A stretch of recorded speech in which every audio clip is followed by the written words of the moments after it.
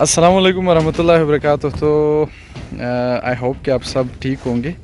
आज हम एक प्रॉब्लम को डिस्कस करेंगे जो कि हाउस कंस्ट्रक्शन में बहुत ज़्यादा फेस किया जाता है और जिसको इग्नोर किया जाता है।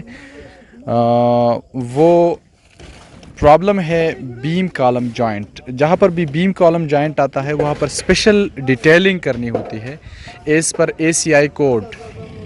तो अगर उसको एज़ पर ACI कोड ना किया जाए तो जो लोड ट्रांसफ़र मैकेनिज़्म है वो लोड ट्रांसफ़र मैकेनिज़्म सही तरह से फॉलो नहीं होता और हमारे बीम कॉलम जॉइंट के फेल होने के चांसेस होते हैं।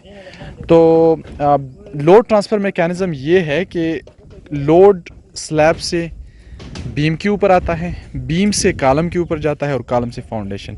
ये है लोड ट्रांसफ़र मैकेनिज़्म।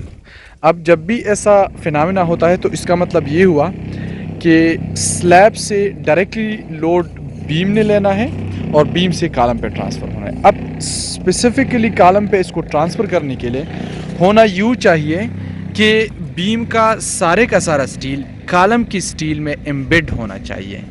यानी कि जब ये एम्बेड होगा तो जो कॉलम का डिटेल है, कॉलम की स्टील का जो डिटेल है वो सही होगा और लोड बीम से कॉलम पे सही तरह से ट्रांसफ़र होगा। यहाँ पर अगर आप देखें तो ये एक कॉलम है, 9 इंच विड्थ का एक कॉलम है जिसमें ये बीम आ रहा है। अब इस बीम का जो टॉप और बॉटम बार है वो कॉलम की स्टील से बाहर है।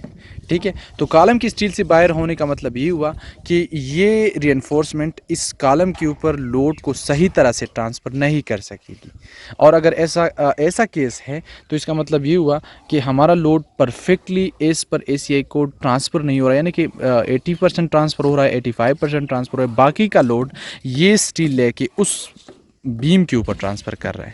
तो ये एक गलत कंसेप्ट है जो कि नहीं होना चाहिए। और हमारे घर, जब भी हम स्पेसिफिकली घर बनाते हैं, विलास बनाते हैं या घर बनाते हैं, वहाँ पर इसको इग्नोर किया जाता है। फ्रेम स्ट्रक्चर के अंदर फिर भी इसको किसी न किसी तरह से टैकल किया जाता है, लेकिन घरों के अंदर बिल्कुल इग्नोर किया जाता है, जो कि एक बहुत मेजर मिस्टेक है और ऐसा नहीं होना चाहिए। तो आज के लिए ये छोटी सी वीडियो इस तरह से थी कि किस तरह से बीम कॉलम जॉइंट की परफेक्ट डिटेलिंग करनी है।